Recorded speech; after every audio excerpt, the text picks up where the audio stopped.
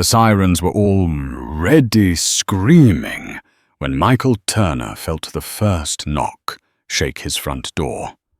Not polite, not hesitant, but hard enough to rattle the loose glass in the frame. The kind of knock that tells you someone has already decided you are guilty of something. He froze in the narrow hallway, breath shallow, the radio on the kitchen counter still crackling with the emergency broadcast warning everyone to stay inside. Outside, the blizzard howled like it had a voice of its own, wind slamming snow against the siding, turning the street into a white tunnel with no edges. Michael did not move. He counted his breaths. 1, 2, 3. Then the knock came again, louder, angrier, followed by a man's voice shouting through the door. "Police! Open up! Now!" Michael's heart dropped into his stomach. He had done nothing wrong. He knew that. But knowing did not help when you were 54, broke living alone in a town that had learned to distrust men like him. He glanced toward the kitchen, at the stack of unpaid bills held down by a chipped coffee mug, at the photograph taped to the fridge of 2 boys, smiling in summer light that felt like it belonged to another lifetime. He swallowed and stepped forward. When he opened the door, cold air punched him in the chest. 2 police officers stood on his porch, faces hard under wool caps, snow clinging to their shoulders. Behind them, flashing red and blue lights cut through the storm, painting his living room in violent color. One of the officers held a notepad already filled. The other kept his hand close to his belt. "Are you Michael Turner?" the taller one asked. Michael nodded. His mouth was dry. "Yes." "We received a call," the officer said, voice flat. 2 women reported they were being held against their will inside this residence. For a split second, Michael could not speak. Held against their will. The words felt unreal, like something ripped from a bad television drama. Then behind him, he heard movement. A sharp intake of breath, the soft scrape of shoes on linoleum. "No," Laura said, stepping into the doorway behind him, her face pale but steady. "That is not what we said." The officer's eyes flicked past Michael, taking in Laura, then Hannah beside her, wrapped in borrowed blankets, hair still damp from melted snow. The younger officer frowned. Then why did dispatch flag this as a potential hostage situation? Hannah's jaw tightened. Because the neighbor who called it in did not bother to ask. She just saw 2 women enter a stranger's house during a storm and decided that was enough. Silence stretched. Snow hissed across the porch. Michael stood there, suddenly aware of how he must look. Unshaven, wearing an old flannel shirt with frayed cuffs. A man alone with 2 young women in the middle of the night. He could almost see the story forming in the officers' minds, neat and ugly. "We asked to come in," Laura said, meeting the taller officer's eyes. "He did not force us. He did not threaten us. He offered heat and a phone when ours died." The officer looked at Michael again, slower this time. His gaze moved over the cramped living room, the sagging couch, the pull-out bed already unfolded. No signs of a struggle, no fear in the women's posture, just exhaustion. "So the officer said we need to ask a few questions."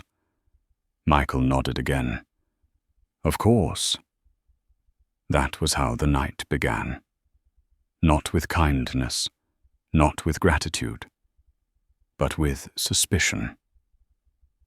Hours earlier, before the sirens, before the knock, Michael had been sitting alone at his kitchen table, the house quiet except for the ticking of the old wall clock and the wind clawing at the windows. The blizzard warning had come just before dusk. Heavy snow whiteout conditions, emergency services limited. He had turned the radio up and pulled his sweater tighter already, calculating how much the heating bill would be this month, and what he would not be able to pay because of it. At 9:27 in the evening, the power flickered. At 9:32, the first knock came hesitant. Then not the aggressive pounding of the police, but something uncertain, almost apologetic. Michael had not answered it at first. He stood in the darkened living room, listening, his mind running through every bad headline he had ever read. Stranger scams, home invasions, people who took advantage of kindness. The knock came again. Then a voice muffled by the storm. "Please, anyone. We need help." He opened the door a crack. Just enough to see two figures hunched against the wind coats, soaked through hair, plastered to their faces. Laura spoke first, her words shaking from cold more than fear. "Our car died. We tried calling for help. Our phones are done. We just need somewhere warm to wait this out." Michael had looked past them down the street. No traffic, no lights, just snow swallowing everything. He thought of his boys, 11 and 14, both taller than him, now both learning that the world was not gentle. He thought of what he would hope someone would do if they were stranded like this. He opened the door. Inside, the warmth hit them so fast, Hannah swayed. Michael caught her elbow without thinking, steadying her until she found her balance. She flinched at first, then relaxed when she realized what he was doing. He noticed everything, the way Laura's hands trembled, the way Hannah scanned the room, like someone used to assessing exits, not panicking, but alert. They did not look helpless. They looked contained, controlled. That had struck him even then. They sat on the couch while he brought towels and hot tea. The radio droned on about road closures and emergency shelters already at capacity. When he offered to call roadside assistance, Laura shook her head. "Lines are overloaded. We already tried before the phone died. We just need to wait until morning." Michael hesitated.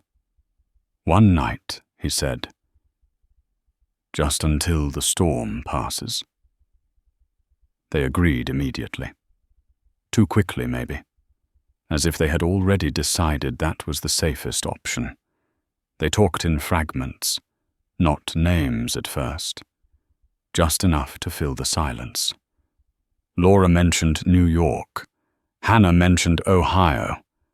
Michael said he lived here alone now. He did not explain why. He did not have to. His house explained it for him. The mismatched furniture, the careful way he measured out sugar for their tea. At one point, Hannah asked, "Your kids, how old are they?" Michael told her. She nodded, eyes softening. "That matters," she said quietly. He did not know what she meant by that. When the sirens finally faded into the distance hours later, and the officers left with stiff apologies and colder eyes than they had arrived with, the house fell silent again. Laura and Hannah sat at the table, hands wrapped around mugs that had long gone cold. Michael leaned against the counter, drained. "I am sorry," Laura said. "For the trouble." Michael shook his head. "Not your fault." Hannah watched him closely, as if weighing something. "You could have turned us away," she said. "Most people would have." Michael shrugged. "Maybe. Or maybe most people are just tired." The blizzard raged on outside, a wall of white pressing against the windows. In the small, worn kitchen, Three strangers sat in the aftermath of accusation and fear, bound together by a choice made under pressure. Michael did not know it yet, but somewhere far beyond this town, beyond the storm forces, were already moving lines already being drawn, because the night he chose not to close his door would soon be used to measure him by people who understood power far better than he ever had. And when they did, everything would change. Morning did not arrive gently. It crept in like an interrogation lamp, pale and unforgiving, leaking through the thin blinds and exposing everything Michael had tried not to look at in the dark. The couch bed sagged under borrowed blankets. A damp pair of boots rested by the door, snow melting into a small, persistent puddle. Outside, the storm had retreated, leaving the street buried and silent, as if the night had erased itself. Michael woke on his chair with his neck stiff and his jaw clenched, the radio finally quiet. For a moment he did not remember why he had slept there. Then he heard movement, the faint clink of a spoon against ceramic. Controlled, deliberate. Not the sound of guests who felt like guests. Laura stood at the counter, sleeves rolled, rinsing mugs. Hannah sat at the table, elbows planted, hands folded, eyes scanning the room with a focus that made Michael straighten without realizing it. She looked up first. "You did not sleep," she said. Michael rubbed his face. "Didn't feel right." Laura turned. "You stayed awake because of us." Michael shook his head. "Because of the weather. Because of the cops. Because of everything." He reached for the kettle, realized it was empty, filled it, and set it back on the stove. The routine steadied him. He noticed Laura watching his hands, not in a curious way, but like someone learning a system. "There is a tow truck coming," Laura said. "I finally got a signal. It will be slow. Roads are a mess." Michael nodded. "Cedar and Maple will be blocked till noon." Hannah's eyes flicked up. "You know the closures already." "Been here long enough," Michael said. He paused, then added, "Too long." Silence settled again, heavier now that daylight made it harder to pretend this was temporary. Laura dried her hands and leaned against the counter.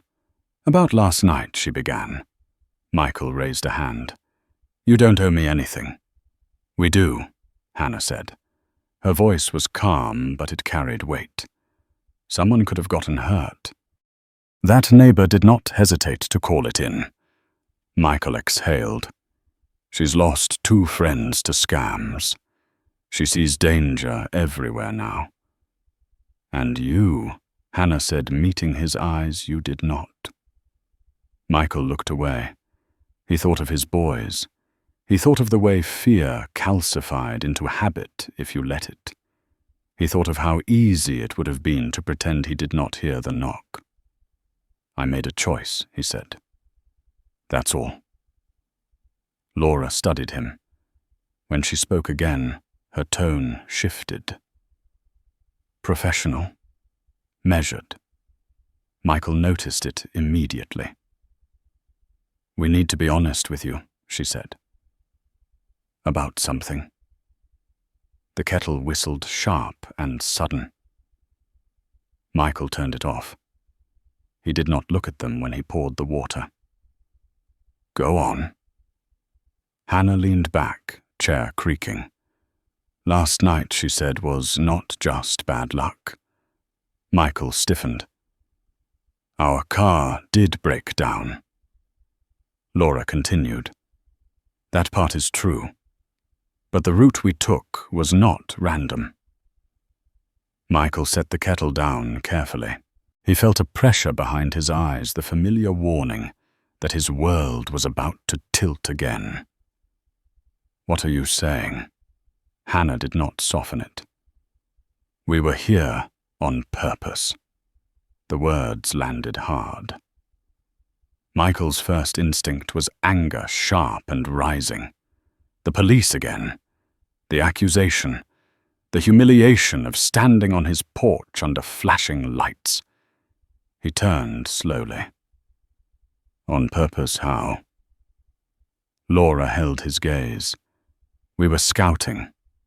Scouting what? Communities, Hannah said.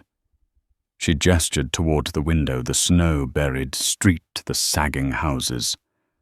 Places people overlook, places where the stories are always the same. Michael laughed once, bitter. You picked the wrong house if you wanted a story. Hannah's eyes did not leave his face. That depends on what you think a story is. The kettle clicked as it cooled. Outside, a plow roared in the distance, metal screaming against ice. You said you worked office jobs, Michael said. You did not say anything about scouting. Laura nodded. Because most people stop listening when they hear the truth. Michael felt something else now. Not fear, not anger, but a creeping awareness. He had been evaluated. Measured. Last night had not been an accident. It had been a test he did not know he was taking. What do you want? He asked. Laura exchanged a glance with Hannah. It was brief, efficient, the kind of look that carried entire conversations without words. We wanted to see how people respond under pressure, Laura said, not when they have time to think. When the storm is loud and the risks are real. Michael's voice dropped. You let the police think I was holding you. No, Hannah said quickly. We corrected that immediately. After they were already here, Michael said. After the damage? Hannah flinched. That part, she said, we did not anticipate. Michael pushed away from the counter. He paced once, then stopped.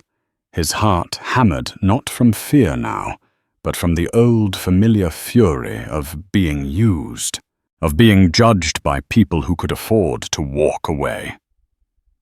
You put me in danger, he said. You put yourselves in danger. And for what? A case study. Laura's voice softened. For answers. Michael turned on her. Answers to what? To whether kindness still exists when it costs something, Hannah said. To whether people who have been stripped down to nothing still choose to act like they have something to lose. Michael stared at her. The room felt smaller. And if I had said no? Laura answered without hesitation. We would have left.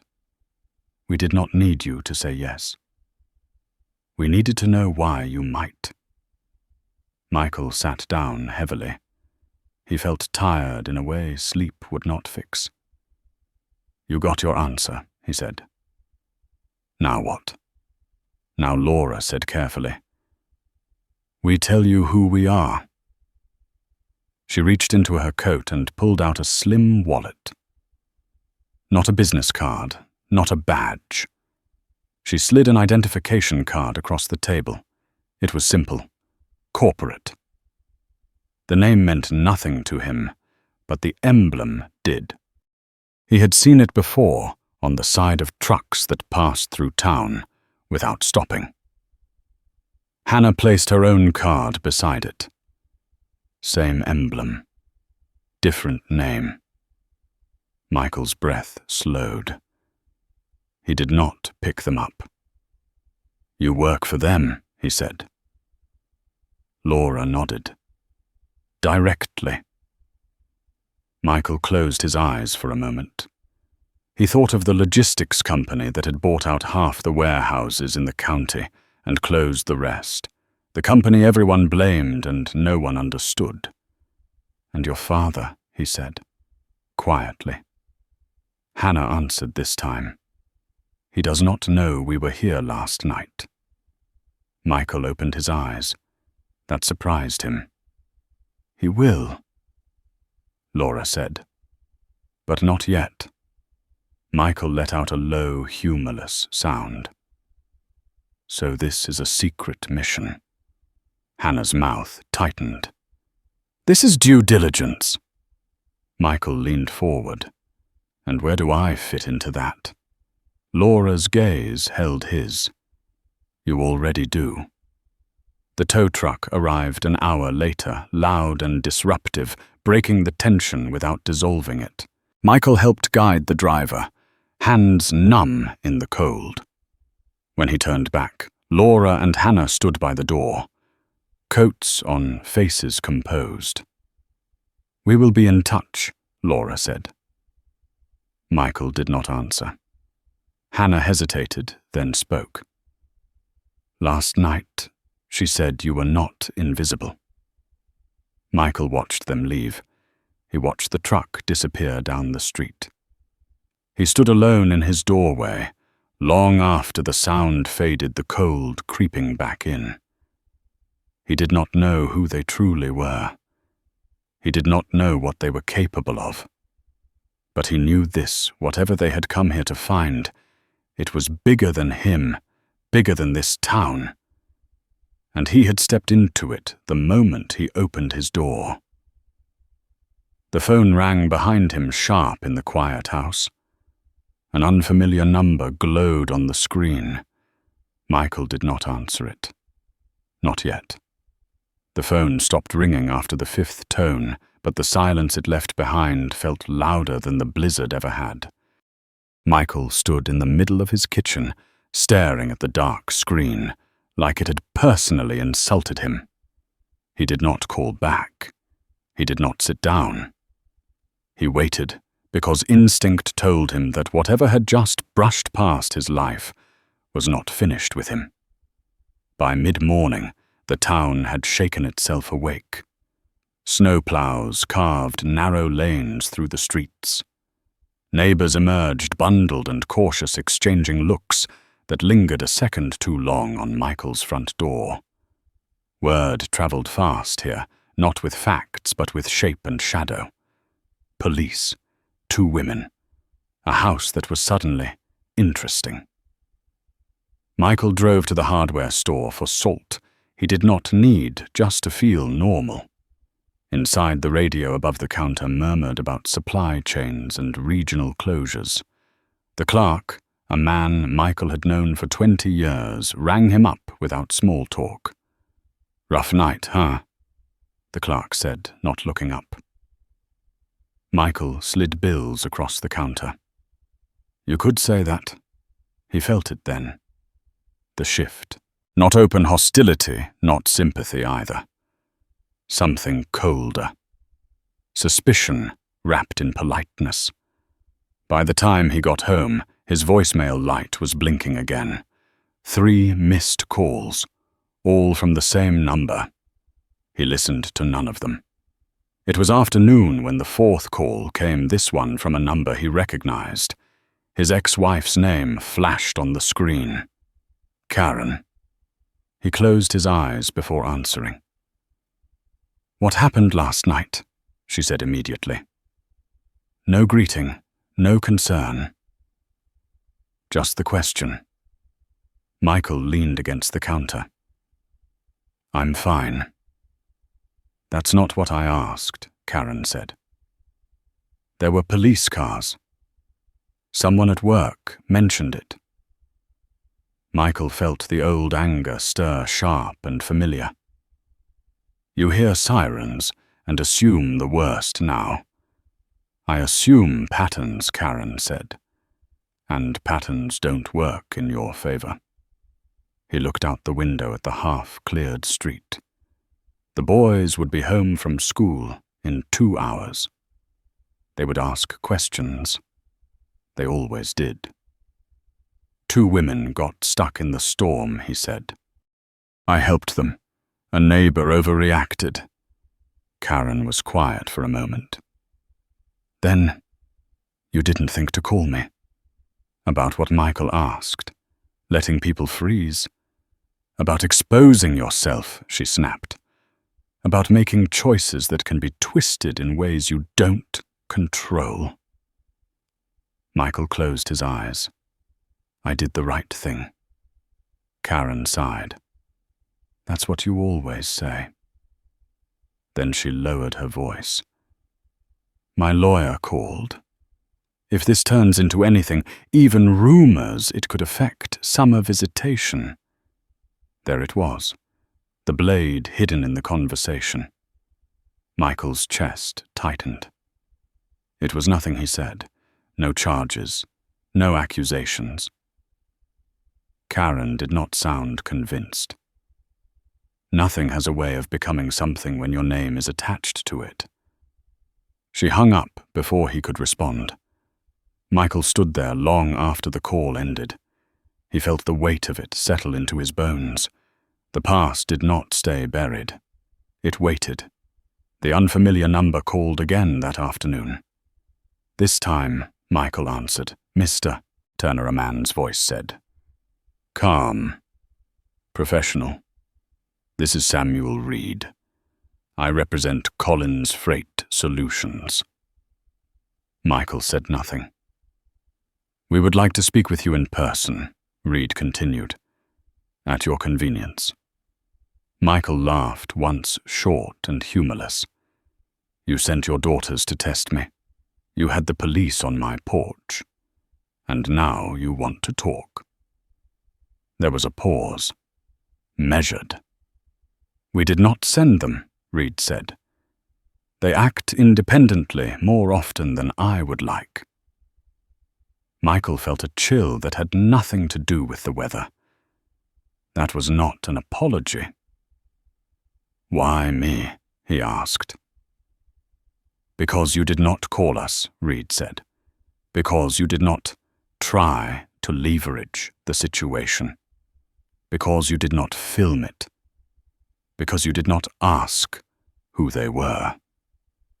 Michael looked down at his hands. And what do you think that means? I think Reed said that it means you are dangerous in a way most people are not. Michael scoffed. I'm broke and one bad phone call away from losing my kids. Reed's voice did not change. Those are not mutually exclusive. They met 2 days later at a diner off the interstate, the kind with cracked vinyl booths and coffee that tasted like it had given up years ago. Michael arrived early. He always did. Old habit from when punctuality was the only thing he could still control. Reed arrived alone, mid-60s, grey hair, unremarkable suit. He ordered black coffee and slid into the booth without ceremony. Thank you for coming, Reed said. Michael did not shake his hand. Let's get this over with. Reed nodded. Fair enough. They spoke plainly. Reed explained that Collins Freight was undergoing an internal audit, not of numbers, but of culture. Too many closures. Too many communities left hollowed out. Public pressure was mounting. Investors were restless. Your town is on a list, Reed said. So are a dozen others like it. Michael stiffened. And my house is what? A sample. Reed met his gaze. A variable. Michael clenched his jaw. You don't get to treat people like experiments. Reed did not disagree. That is why I am here. He slid a folder across the table. Inside were documents, not contracts, not yet. Assessments, proposals, a pilot program, community liaisons, oversight roles. You want me to be your face, Michael said. The poor local who proves you still have a conscience. Reed's eyes sharpened. I want someone who understands the cost of our decisions because they have lived inside them.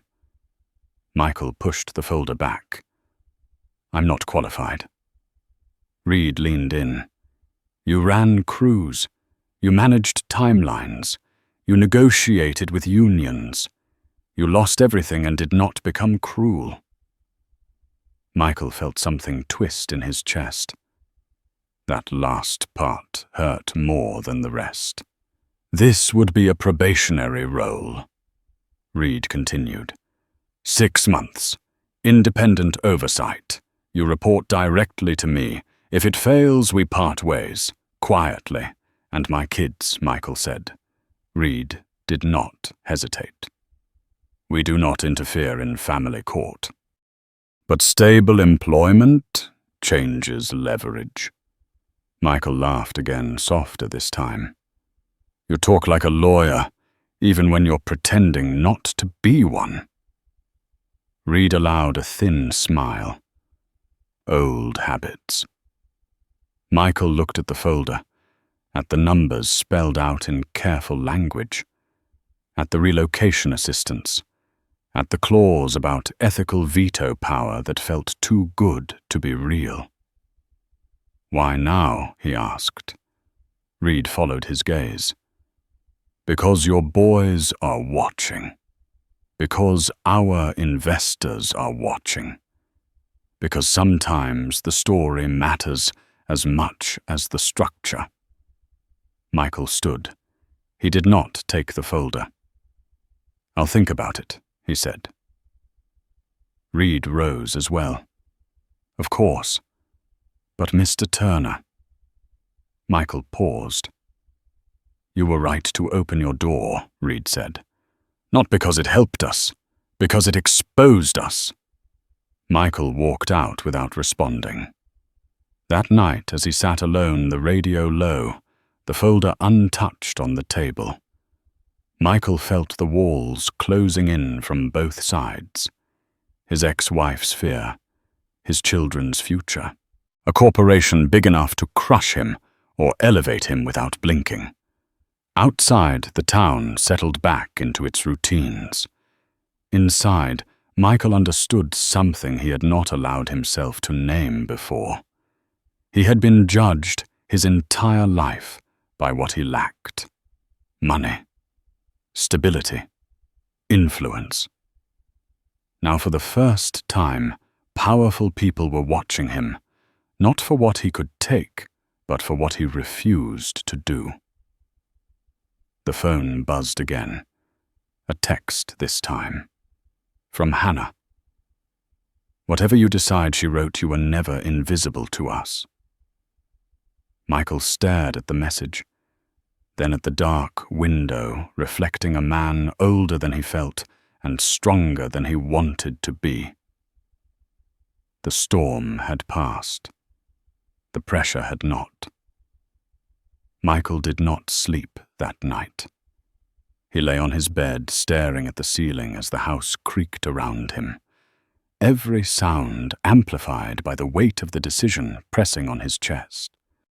The folder sat on the kitchen table like a silent witness, unopened, as if it might accuse him of something if he looked too closely.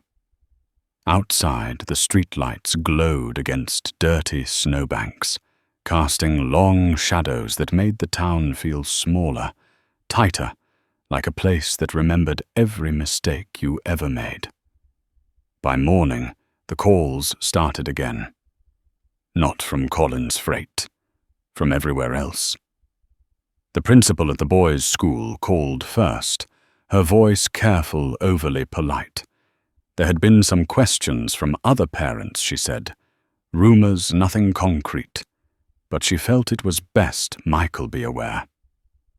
Michael thanked her and hung up, jaw clenched so hard his teeth ached. An hour later, a reporter left a voicemail, a local outlet hungry for clicks and scandal. Michael deleted it without listening to the end. Then Karen called again. I need to know what's happening, she said, skipping any pretense of civility. People are talking. Michael closed the fridge harder than necessary. About what? That I didn't let 2 women freeze to death. About police cars in front of your house, Karen said. About judgment. He laughed sharp and tired. You mean like the judgment you've been carrying around for 5 years? This isn't about us, she snapped. It's about the kids. Michael felt the familiar pull of guilt, heavy and practiced. Everything was always about the kids, until it was convenient to forget them. I won't let this hurt them, he said. Karen hesitated. You don't get to decide that alone. After the call, Michael finally opened the folder. He spread the papers across the table, reading slowly, deliberately, the way he used to review blueprints.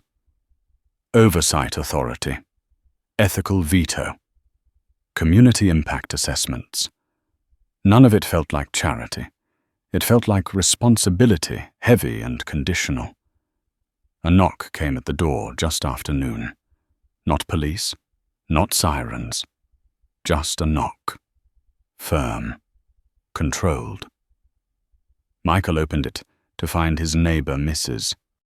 Ellison, standing on the porch, arms folded, lips pressed tight. She was in her late 60s, hair pulled back, eyes sharp with years of watching. I hear you had company the other night, she said. Michael nodded. I did. She studied him. 2 young women? Yes. Police came. Yes. Mrs. Ellison sighed. People are scared, Michael. They don't know what's happening anymore. Too many stories on the news. Too many men who seem normal until they're not. Michael felt the words like a slap. And you think I'm one of them now? She met his gaze. I think fear makes fools of us all. He waited. She shifted her weight, uncomfortable. I called it in, she said finally. I didn't mean for it to turn into that. Michael nodded once. I know. She looked surprised. You're not angry? Michael glanced at the street, at the houses that had turned their lights off that night. I am. Just not at you. Mrs. Ellison's shoulders sagged. She reached into her coat and pulled out a small envelope. This came for you. Someone dropped it off at my place by mistake. Michael took it. No return address. Inside was a note, handwritten, careful. We saw what happened. Not everyone thinks you were wrong. He folded it slowly. Thank you, he said. Mrs. Ellison hesitated. Be careful, Michael. When powerful people notice someone like you, it's rarely because they want to help. After she left, Michael sat at the table again. The note lay beside the folder. 2 paths, neither safe. That evening, he drove to the high school to pick up the boys for the weekend, his stomach tight the entire way. He spotted them immediately, backpacks slung low, laughing about something only brothers find funny. When they saw him, they ran collision of limbs and cold air and relief. Dad, the younger one, said, There were cops at your house. Michael crouched to their level. I'm okay. The older boy studied him, eyes too old for his face. Did you do something bad? Michael swallowed. No. Then why did the cops come? Michael took a breath. Because sometimes doing the right thing scares people. The boy nodded slowly, absorbing that in silence. That night after the boys were asleep, Michael stepped outside. The cold bit through his jacket. Across town, lights burned at the freight terminal engines, humming even now. Collins Freight never slept. Neither, it seemed, did the consequences of its decisions. His phone buzzed, A text from an unknown number. If you walk away, they will replace you. If you stay, they will try to break you. Michael typed back without thinking. Who is this? A reply came almost instantly. Someone who already tried. A location followed. Tomorrow, 8 in the morning. Michael stared at the screen. He should ignore it. He knew that. He had enough problems without chasing ghosts. But he also knew this was no longer just about him. The next morning, he dropped the boys off early and drove to the address. An abandoned union hall on the edge of town. Its windows bordered its sign half torn down. Inside, the air smelled of dust and old coffee. A woman stood near the stage. Late 40s, hard eyes.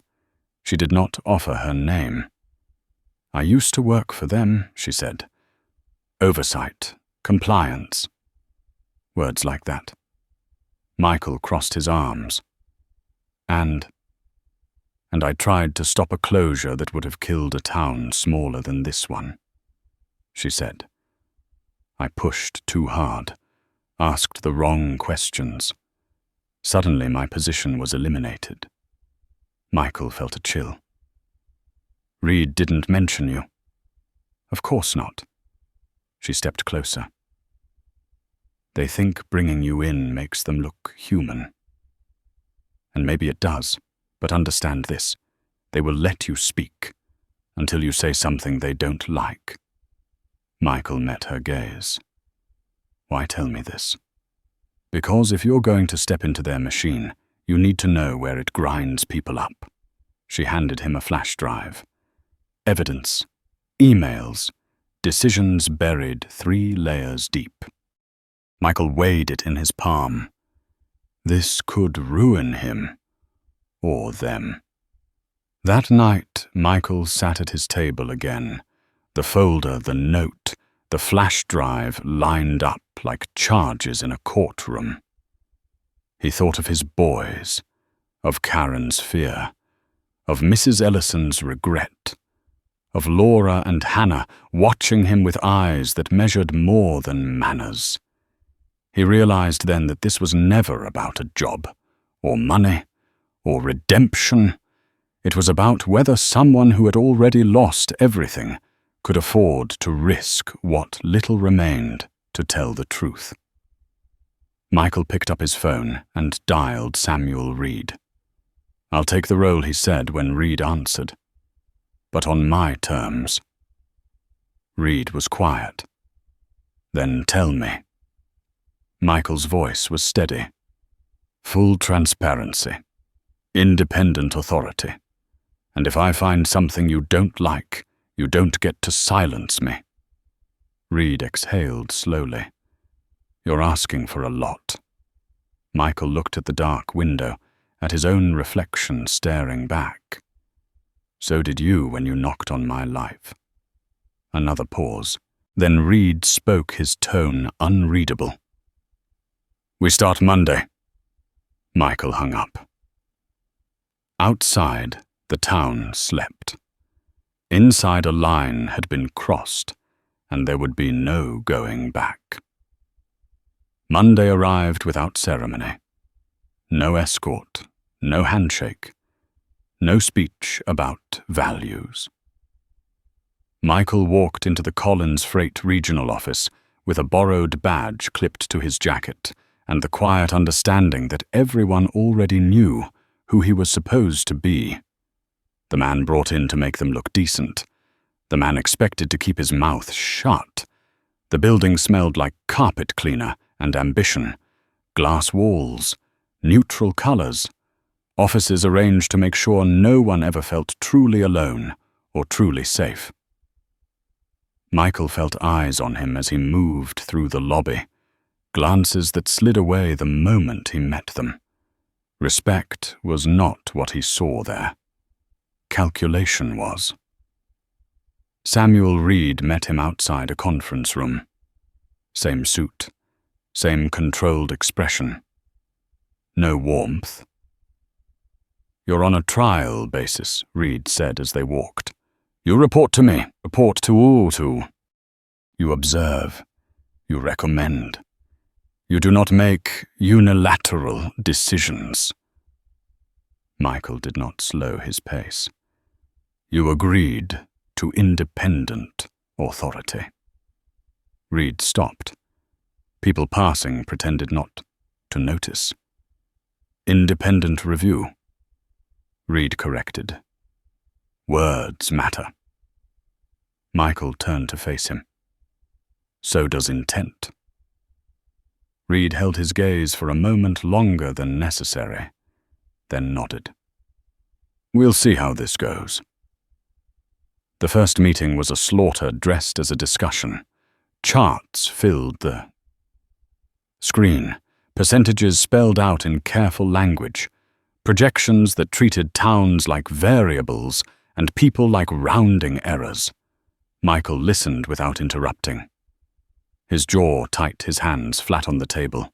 He recognized the pattern immediately. This was how decisions were made when no one in the room had to live with them.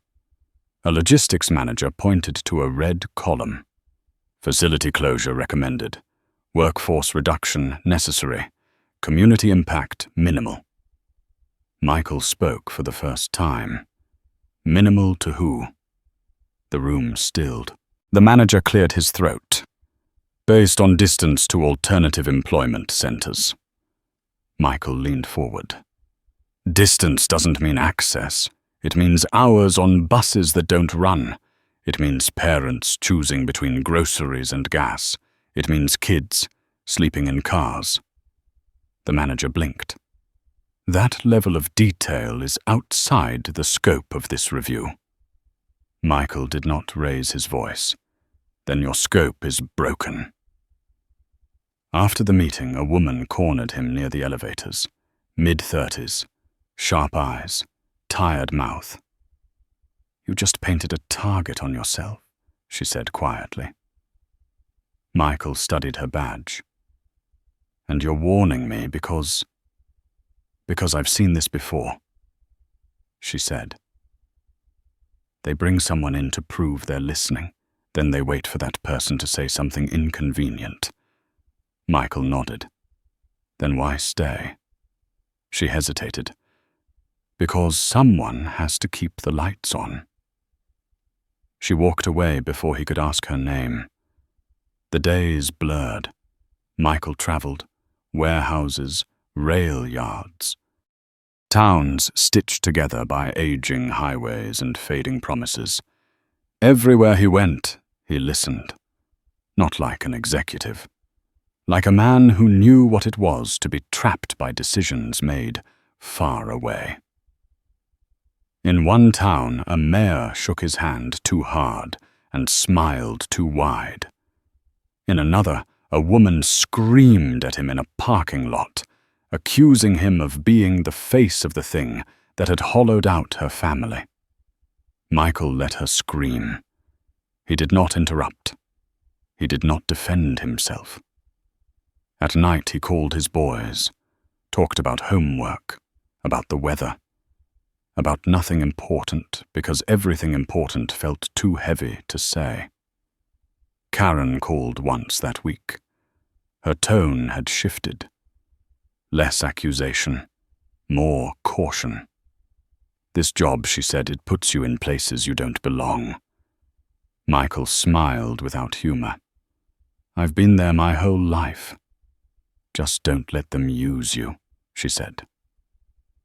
Michael thought of the flash drive hidden in his glove compartment, the emails, the signatures, the way the same names appeared again and again, always insulated, always untouched.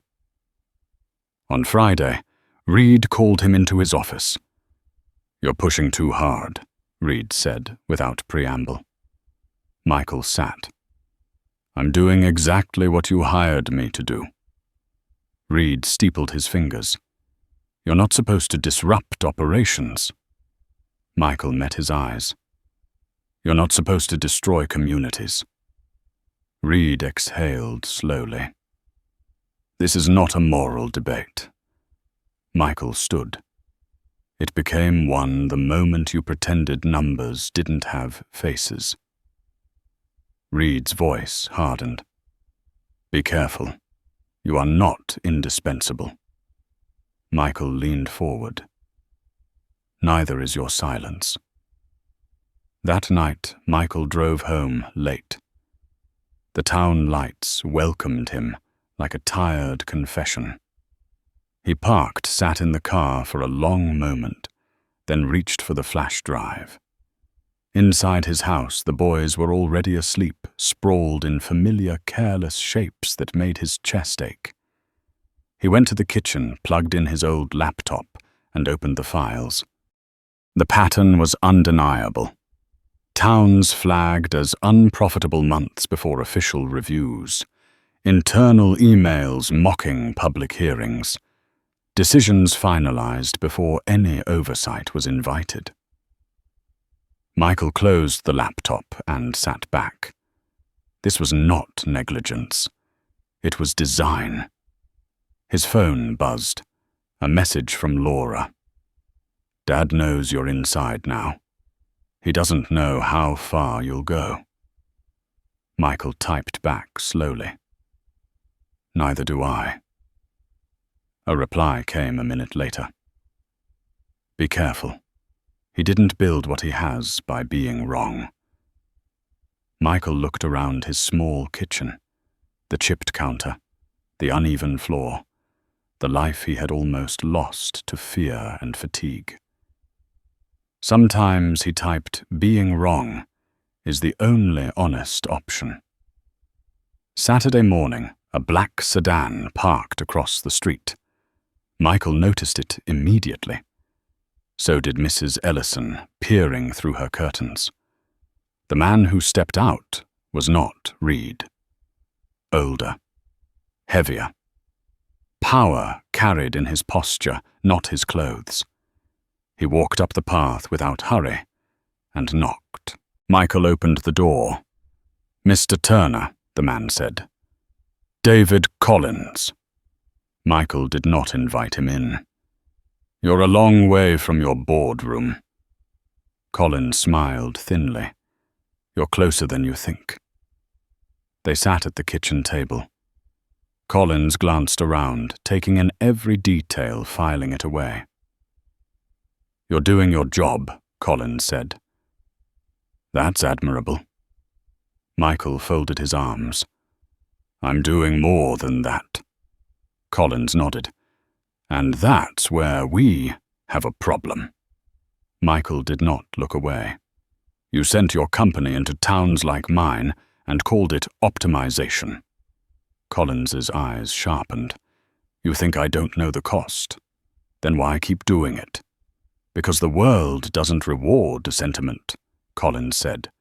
It rewards survival. Michael leaned in. Whose? Collins smiled again. That's the question, isn't it? Silence stretched. Outside, a car passed. Life went on. You can stop, Collins said finally. Walk away. Take a generous severance. Relocate closer to your children. Live quietly. Michael thought of the woman in the parking lot, of the Union Hall, of the note from Mrs. Ellison. And if I don't? Collins stood. Then the machine will do what it does best. After he left, Michael stood alone in the doorway, the cold creeping in. He understood then that the storm he had stepped into was far larger than any blizzard. But he also understood something else. For the first time, the machine had noticed someone who refused to bend, and that scared it. The retaliation did not come loudly. It came as paperwork emails copied too widely, meetings scheduled and then cancelled without explanation. Michael felt it before he could prove it, like a pressure change in a sealed room. His badge still worked. His calendar still filled. But doors closed more softly now, and voices dropped when he passed. On Tuesday morning, security asked him to sign in as a visitor. Temporary glitch, the guard said, not meeting his eyes. Michael signed, took the sticker, and walked in anyway. The glass walls reflected him back smaller, less certain a man walking into a place that had decided he was an error. He sat through 2 meetings where his comments were acknowledged and ignored, then called into a third that ended early when he asked for underlying assumptions instead of summary slides. At noon, Reed called. "You are undermining confidence," Reed said. Michael did not raise his voice.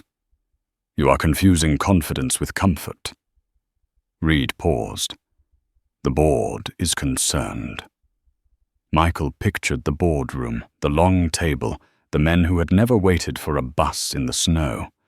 Concerned about what? About exposure. Michael closed his eyes. Then be concerned. That afternoon, the email arrived. Subject line neutral. Content precise. His access to certain files had been limited pending review. The words were clean, clinical, designed to sound reasonable. Michael forwarded the message to his personal account and did not reply. He drove out to a town an hour south, one that had lost its terminal 5 years earlier. The diner still opened at dawn. The school still held fundraisers. The grocery store still stocked cheap bread and apologies. Michael sat with a former supervisor named Frank, who had once overseen 200 workers and now ran deliveries in his own pickup. They promised retraining. Frank said stirring coffee that had gone cold. Promised investors would bring new jobs. Michael nodded. And? Frank laughed without humor. Investors don't raise kids here. When Michael returned home, the boys were quiet. Too quiet. They did homework without asking questions, eyes flicking up at him like they were waiting for something to fall. After dinner, the older one spoke. "Mom says you might have to move." Michael felt the floor tilt. "She told you that?" "She said it might be better," the boy said carefully. "Less trouble." Michael crouched. "Trouble follows people who tell the truth," he said. "That doesn't mean you run from it." The younger boy frowned. "Are we in trouble?" Michael took a breath. "No. But some people don't like what I'm doing." The older one considered this. "Then do it anyway," he said. Michael hugged them both longer than usual. That night, the flash drive came out again. He cross-referenced dates, signatures, approvals. Patterns became lines. Lines became arrows. He printed what mattered and locked the rest away. The house felt small, but his resolve did not. On Wednesday, Karen's lawyer called. "We've been notified of concerns," the lawyer said. "Not formal." Yet. Michael leaned against the counter. Concerns about what? Stability, public perception. Michael closed his eyes. "You're telling me this because if it escalates, it will be used." Michael thanked him and hung up. He stood in the kitchen, hands flat on the counter, breathing through the anger.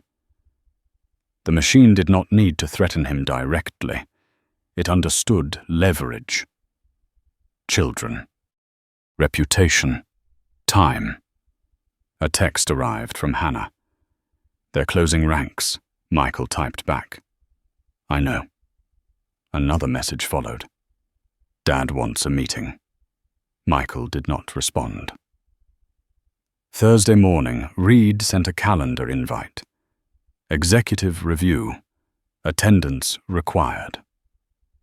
Michael went. The room was colder than usual. The screen glowed. The faces were arranged with intention. Reed spoke first. "We need to discuss alignment," he said. Michael listened. When it was his turn, he stood. "Alignment requires honesty," he said. "Honesty requires access. Access is being restricted." A man at the far end leaned forward. "You are overstepping." Michael met his gaze. "I am doing exactly what I was told." The man smiled thinly. "You were told to observe." Michael nodded. "And to speak." Reed cleared his throat. "Let's stay focused." Michael placed a document on the table. This closure was approved before any review. This town was flagged as non-viable before public input. These emails mock the process you claim to respect. Silence fell. Heavy. Uncomfortable. "This meeting is over," Reed said. Michael did not sit. "Not yet." "You can end the meeting," Michael said. "You can end my role. You cannot end what exists." The board members stood one by one. No shouting, no drama. Just a quiet dispersal, like a verdict reached without debate. By Friday, the sedan was back across the street. This time, it did not leave. Mrs. Ellison knocked just after noon. "There's a man asking questions," she said.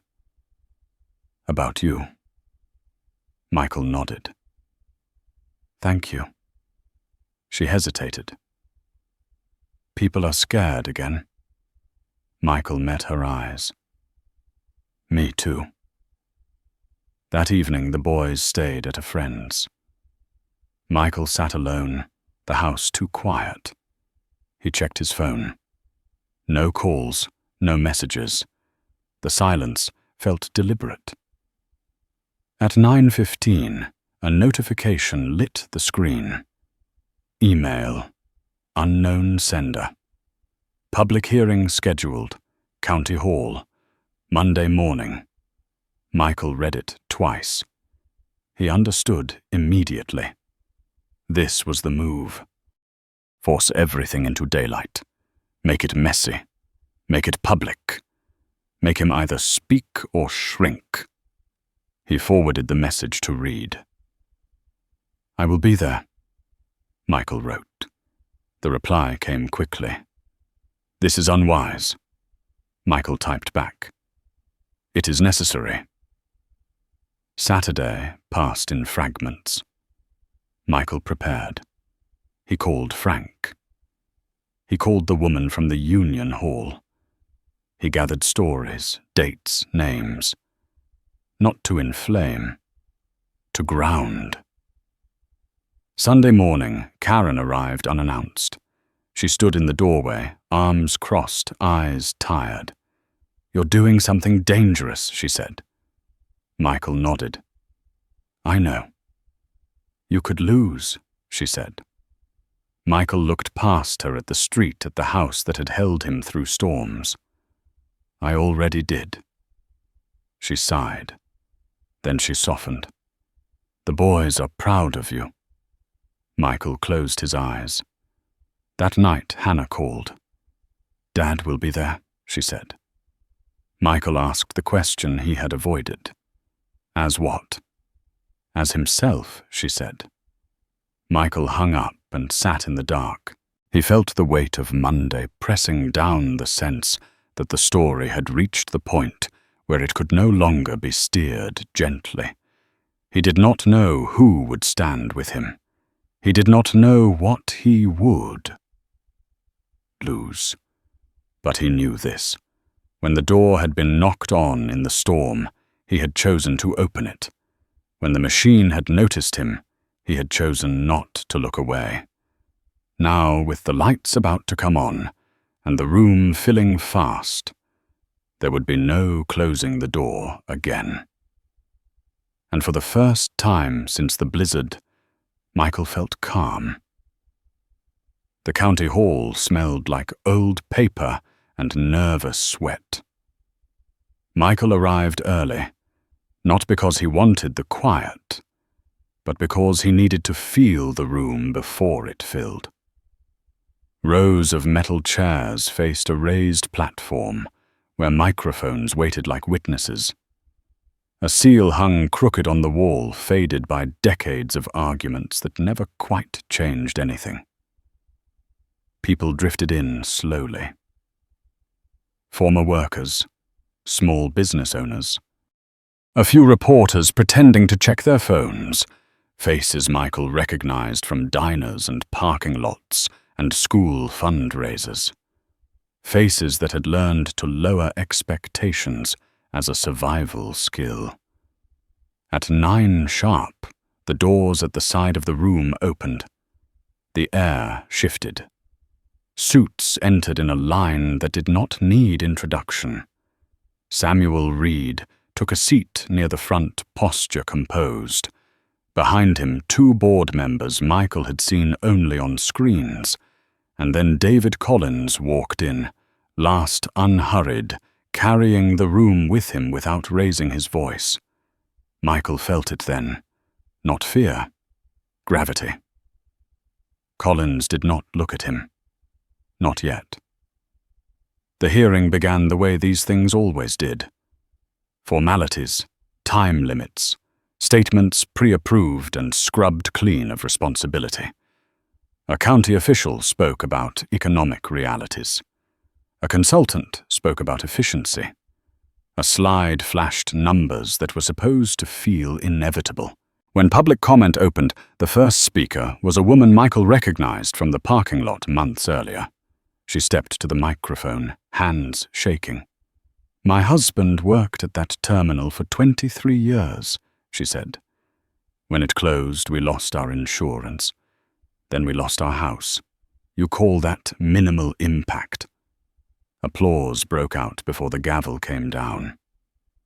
Speaker after speaker followed. Stories stacked on stories. Missed mortgages. Kids pulled out of college. Parents moving in with children they had raised to do better. The room grew warm with anger and grief. Michael waited. When his name was called, a murmur rippled through the chairs. Some faces turned toward him with hope, others with suspicion.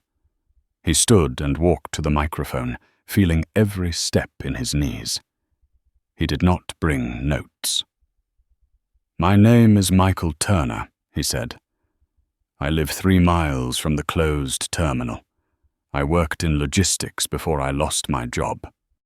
I am currently serving in an oversight role with Collins Freight." The murmuring grew louder. Reed stiffened. Michael continued. "I was asked to review community impact. I did. And what I found was not a mistake. It was a system." He held up a document. Printed, uneditable. He began to read dates, decisions made before hearings, emails dismissing public input as noise, risk assessments that treated families like margins. Reed stood.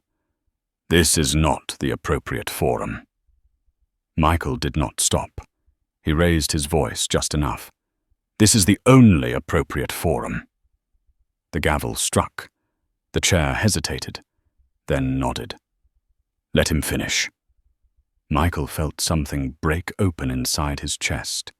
He spoke of towns mapped and discarded, of meetings where closure was decided before anyone listened, of the lie of inevitability. "I am not here because I hate this company," he said. "I am here because I believed it when they said they wanted oversight. I believed them because 2 women knocked on my door during a storm and showed me what accountability looks like when it costs something." A hush fell. Michael turned his head slightly. Collins was watching him now. Fully. Not angry. Curious. "You have power," Michael said, meeting Collins's gaze. "Not just to move goods, to move lives. And you have used it without looking back." A board member leaned toward Collins, whispering. Collins raised a hand, silencing him. Michael finished quietly. "If you close this terminal, you should say why. Out loud. And you should say who benefits. Because hiding behind process is not leadership. It is avoidance." He stepped back. The room erupted. Applause. Shouts. The gavel pounded again, harder this time. "Order. Order." Collins stood. He did not go to the microphone. He did not raise his voice. The room bent toward him anyway. "I built this company in a garage," he said. "I know what it means to be overlooked. I know what it means to make decisions that hurt." Michael watched him carefully. This was the moment. The pivot. "What Mr. Turner has said is uncomfortable," Collins continued. "That does not make it untrue." Reed turned sharply. David Collins cut him off with a glance. "We are pausing the closure." Gasps rippled through the room. "An independent review will be conducted," Collins said. "Not managed by our firm, not influenced by our board, and its findings will be made public." Michael's heart hammered. Collins looked directly at him. "Mr. Turner will continue in his role until that review is complete." Reed's face drained of color. "This hearing is adjourned," the chair said, voice unsteady. People surged forward. Reporters, hands, questions. Michael stepped back, overwhelmed as voices collided around him. Someone grabbed his arm. It was Karen. She looked shaken, proud, terrified, all at once. "You did that," she said. Michael shook his head. "We did." Across the room, Laura and Hannah stood near the exit. Laura gave him a small nod. Hannah's eyes shone. As the crowd thinned, Collins approached. Up close, the man smelled faintly of cologne and winter air. He extended his hand. "You embarrassed me," Collins said quietly. Michael took the hand. "You needed it." Collins studied him. Then he smiled, slow and sharp. "You remind me of myself before I learned how to compromise." Michael held his gaze. "And you remind me of what happens when you do it too well." Collins released his hand. "Be careful," he said. "The world doesn't reward men who force it to look at itself." Michael replied evenly. "It doesn't forgive them either." That night, Michael returned home to a house filled with noise. The boys talked over each other, excited, confused, proud. Mrs. Ellison dropped off a casserole. Frank called voice, thick with gratitude. Later, when the house finally quieted, Michael sat alone in the living room. The adrenaline faded. Doubt crept in. He had won a moment, not a war. His phone buzzed. A message from Reed. "You crossed a line," Michael typed back. "You drew it." Another message appeared, from an unknown number. "This isn't over." Michael did not reply. He looked at the dark window at his reflection, layered over the town beyond. He thought of the knock in the storm, of the door he had opened without knowing the cost. The machine had slowed. It had not stopped. And now it knew his name. Michael turned off the light and stood in the darkness, steady, ready, understanding that whatever came next would demand more than courage. It would demand endurance. The backlash came disguised as momentum. Headlines framed the hearing as a triumph, a turning point, a rare moment when a corporation blinked. Michael knew better. He had lived long enough to recognize the sound of gears reconfiguring. By Tuesday, the pause on the terminal closure had been rebranded as a strategic reassessment. By Wednesday, talking points circulated about innovation corridors and long-term vision. By Thursday, Michael's inbox filled with invitations he did not trust and apologies he did not accept. He spent the week on the road, not for the company, for the people. He met with laid-off crews in union halls that smelled of old wood and burnt coffee.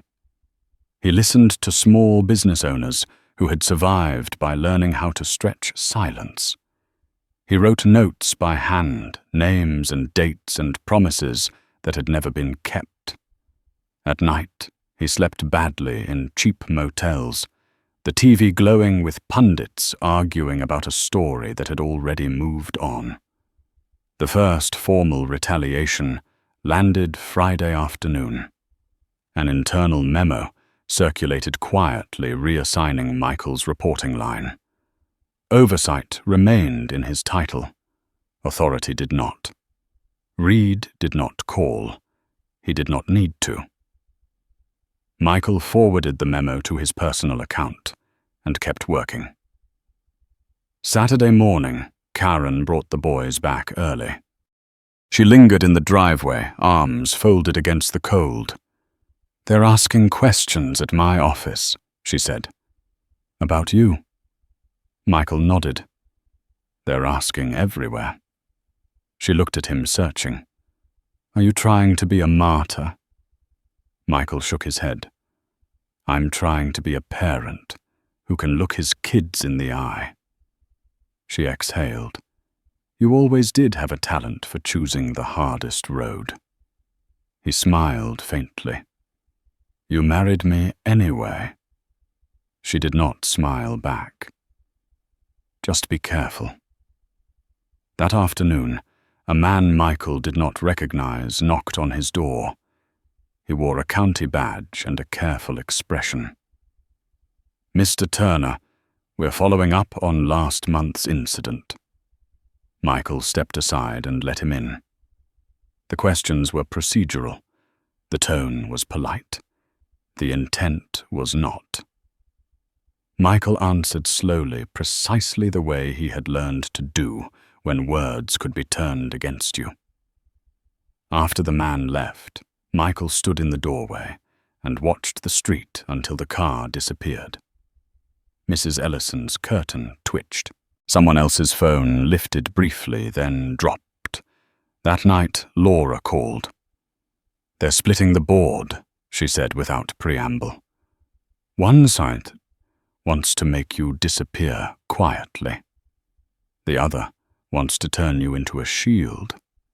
Michael rubbed his temples. "And your father." A pause. He doesn't like losing control. Michael considered that. He doesn't strike me as a man who does. Laura's voice softened. He respects you. Respect doesn't stop knives, Michael said. No, she agreed. It just tells you where they're coming from. Sunday passed in a blur of preparation. Michael drafted a report he knew would not be welcomed. He attached exhibits. He cited sources. He left nothing to implication. When he sent it, he copied the county, the state oversight office, and 2 journalists who had not called him yet. Monday morning, Reed summoned him. "You've created unnecessary exposure," Reed said, pacing behind his desk. Michael sat. "Exposure is what you asked for." Reed stopped. "You've made this personal." Michael met his eyes. It was always personal. You just outsourced the consequences. Reed leaned forward, voice low. You are isolating yourself. Michael shrugged. I was isolated long before you noticed me. Reed straightened. Effective immediately, your access is suspended pending review. Michael stood. For what? For cause. Michael nodded. Then this review should be public. Reed's mouth tightened. We will handle this internally. Michael did not argue. He turned and walked out, leaving his badge on the desk. Outside, the air felt sharper, cleaner. He breathed it in like a release. By noon, the suspension leaked. By 3, the narrative shifted. Whistleblower, rogue actor, disgruntled former employee. Michael watched the labels form and spread the way they always did. He drove to the school to pick up the boys. A parent he barely knew avoided his eyes. Another nodded once, firm, as if passing a signal. The boys climbed into the car, talking about a science project and a missed shot at practice. Michael listened and let the noise ground him. That evening, the doorbell rang again. Not urgent, not hesitant. Just a knock. David Collins stood on the porch alone. May I come in? He asked. Michael stepped aside. They sat at the kitchen table. The same table that had held bills and tea mugs and fear. Collins looked around, taking it in, with a kind of reverence that surprised Michael. You forced my hand, Collins said. Michael poured water into 2 glasses. I told the truth. Collins nodded. You embarrassed people who do not forgive that. Michael slid a glass across. Including you. Including me. Collins agreed. He took a sip. You're suspended. Michael said nothing. Collins leaned back. The board wants you gone. Reed wants you buried. Investors want stability. And you? Michael asked. Collins looked at him. Really looked at him, as if measuring the cost again. I want this to end without destroying something I built. Michael felt a familiar anger rise. Then stop. This isn't about your legacy. Collins's eyes sharpened. Everything is about legacy. Michael shook his head. This is about accountability. Collins studied the table. Then he said quietly, if you keep pushing, they will come for your custody. Michael felt the words like a physical blow. He kept his voice even. You already tried that. Collins held his gaze. I'm not threatening you. I'm warning you. Michael stood. Then warn yourself. If you bury this, it will surface somewhere you can't control. Collins rose as well. You assume you're indispensable. Michael opened the door. I assume you're not. They stood there for a moment, 2 men measuring limits. Then Collins nodded once and left. That night, Michael received an email from the State Oversight Office. Inquiry opened, documents requested, timelines outlined. He forwarded it to Laura. They can't stop this now, she wrote back. Michael looked around his house, at the place that had held him when he had nothing, at the boys asleep down the hall. He knew the next phase would be quieter, legal, slow, draining. And he knew something else. The knock in the storm had been the beginning. The hearing had been the spark. What came next would not be loud. It would be relentless. Michael turned off the light and sat in the dark, steady, ready to endure whatever came, because some doors once opened did not allow you to close them again without losing yourself. The investigation moved at the speed of intention, not outrage. Weeks passed without spectacle. No press conferences, no dramatic leaks, just letters on official letterhead subpoenas delivered with practiced calm and requests for records that could not be ignored without consequence. Michael learned quickly that real pressure did not shout. It waited. He filled his days with structure, school drop-offs, grocery runs, long walks through neighborhoods that looked like they had been paused mid-decline. People stopped him sometimes. Not often. A nod. A quiet thank you. Once a man pressed a folded note into his hand at the gas station and drove off before Michael could respond. Inside was a name and a date and the words, "I thought I was the only one." Karen noticed the change before Michael did. He was quieter, more deliberate, less reactive. The anger that had once driven him now sat behind his eyes like a coiled wire, ready but controlled. "You're different," she said one evening, as they stood in the driveway, the boys already inside. Michael shrugged. "I stopped hoping this would end quickly." She studied him. "That scares me more than the risk." He nodded. "Me too." The first official interview took place in a windowless office downtown. 2 investigators, 1 recorder. Michael answered questions for 4 hours, pausing only when asked. He did not editorialize. He did not dramatize. He told the truth like a man who understood that exaggeration was a form of weakness. Afterward, one of the investigators walked him to the elevator. "You're aware this could take years," she said. Michael looked at the closing doors. "I raised kids. I know what slow looks like." The call from Hannah came late that night. "They're fracturing," she said. "Departments are turning on each other." Michael sat at the kitchen table, the same spot where fear had once lived. "That's what happens when sunlight hits mold." She hesitated. "Dad's lawyers are pushing for a settlement." Michael closed his eyes. "That's not accountability." "No," she agreed. "It's containment." Michael thought of Collins, standing in his kitchen, of the quiet threat wrapped in warning. "Tell him no deal that buries the truth." There was a pause. "I already did." Winter edged toward spring.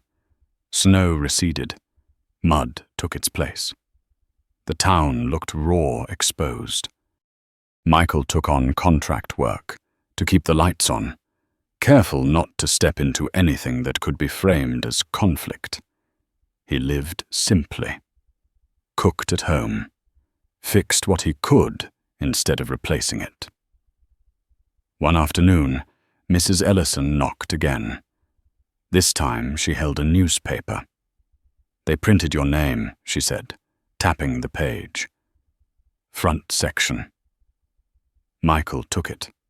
The article was restrained, accurate, dangerous in its understatement. "You doing okay?" she asked. Michael folded the paper. "I don't know yet." She nodded. Fair answer. The retaliation tried again, softer now. An anonymous complaint to child services. A routine check, they said. Michael let them in. Answered everything. The case was closed in days, but the message lingered. That night, Michael sat on the edge of his bed, head in his hands. The boys were asleep. The house was quiet. He felt tired in a way that seeped into bone. His phone buzzed. A message from an unknown number. "They're offering Reed as a concession." Michael stared at the words. He typed back, "That's not justice." A reply came. "It's movement." Michael set the phone down. Movement in the wrong direction still led you away from where you needed to be. The next interview was longer, harder. Documents Michael had never seen before were placed in front of him. Emails that implicated names he recognized. Names that carried weight beyond the company. "Do you understand the implications?" an investigator asked. Michael nodded. "I do." "Are you prepared to testify if it comes to that?" Michael did not answer immediately. He thought of his boys, of Karen, of the quiet moments he might lose. "Yes," he said. That word settled something in him. A finality. A line crossed with no retreat. The call from David Collins came 2 days later. "I built this company with my hands," Collins said without greeting. "I will not watch it be dismantled by bureaucracy." Michael listened. "There are ways to resolve this." Collins continued. "Protect communities. Make changes without public spectacle." Michael replied evenly. "Spectacle isn't the problem. Secrecy is." Collins's voice hardened. "You think the system will reward you?" Michael looked out the window at the street. "I think the system is already broken. I'm just refusing to pretend otherwise." Silence stretched. "You will lose things," Collins said finally. Michael nodded. "I already have." When the call ended, Michael sat for a long time. He felt no triumph, no relief, just a steady resolve, heavy and immovable. The boys sensed it. They asked fewer questions, stayed closer. One night the older one said, "Dad, are you in trouble?" Michael crouched. "I'm in something hard. Are you going to jail?" Michael shook his head. "No. Are we okay?" Michael pulled them both into a hug. "We're okay." Spring arrived fully then. Grass pushed through dirty snow. Windows opened. Life pretended to normalize. But underneath the current pulled stronger. The state released a preliminary report. Findings substantiated. Further action recommended. Michael read it once, then again, then closed it and went for a walk. People recognized him now. Some with gratitude, some with resentment, some with fear. He accepted all of it without comment. That evening, Laura came by for the first time since the hearing. She stood in the doorway, unsure. "You look tired," she said. Michael smiled faintly. "You should see the other side." They sat at the table. No pretense, no testing. "You changed things," she said. Michael shook his head. "I slowed them down," she watched him. "That's how change starts." He met her gaze. "And how it finishes." She leaned back. "Dad thinks you're stubborn." Michael laughed quietly. "He's not wrong." Laura's voice softened. "Whatever happens next, you didn't disappear when it mattered." Michael felt the weight of that. He did not reply. That night, as Michael turned off the lights, he understood something that had taken him most of his life to learn. Courage was not loud. It did not announce itself. It showed up day after day and refused to leave, even when staying hurt. The final phase was coming. He could feel it in the air. The system would either absorb the truth or choke on it. Michael lay down and closed his eyes, knowing that when morning came, the cost of what he had started would no longer be theoretical, and he would pay it willingly. The final hearing did not feel dramatic. There were no raised voices, no slammed doors, no sudden confessions. It felt clinical, almost dull, which Michael understood was exactly how systems preferred to end things. Quietly, with paperwork, with language designed to drain emotion until only outcomes remained. The room was smaller this time. No county seal, no folding chairs. Just a long table, neutral walls, and a clock that ticked too loudly. Michael sat with his hands folded, suit pressed but familiar, like armor he had worn long enough to forget its weight. Across from him were attorneys' regulators and two faces he recognized from the board. David Collins was not there. Michael spoke when asked. He did not argue. He did not persuade. He laid out timelines, documents, decisions. He described patterns the way an engineer describes stress fractures, calmly, precisely, without drama. When someone tried to soften a finding with language, he corrected it. Not aggressively, just accurately. At one point, an attorney leaned back and said, "Mr. Turner, do you understand the consequences of these findings for the company?" Michael nodded. "I understand the consequences of ignoring them." That was enough. The ruling came weeks later, delivered in writing. Independent oversight mandated. Closures suspended, pending community review. Financial penalties that would not bankrupt the company, but would force it to change how it operated. Reed resigned quietly. Several executives followed. Collins remained but diminished a man, still powerful, now constrained. Michael read the decision once, then set it down. He did not celebrate.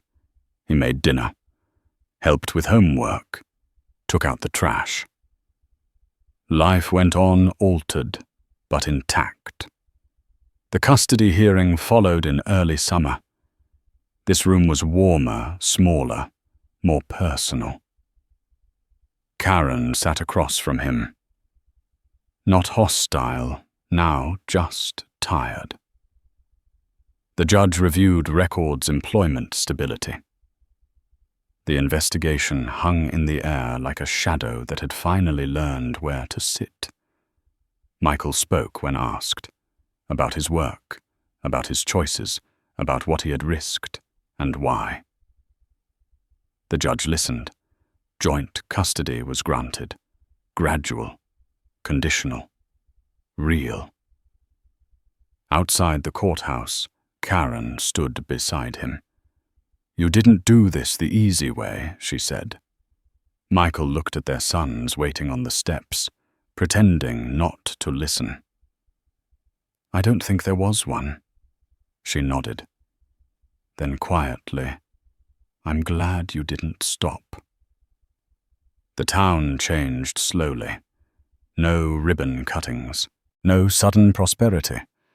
But the terminal reopened with conditions. Training programs were funded. A local oversight committee formed, messy and imperfect and human. Michael attended meetings when invited. He did not lead them. He had learned the difference. Collins Freight changed its messaging. Then eventually some of its practices. Not enough for Michael to feel satisfied. Enough for him to know the door he had opened had not been closed again. Laura and Hannah stayed in touch, not as tests, not as emissaries, as people.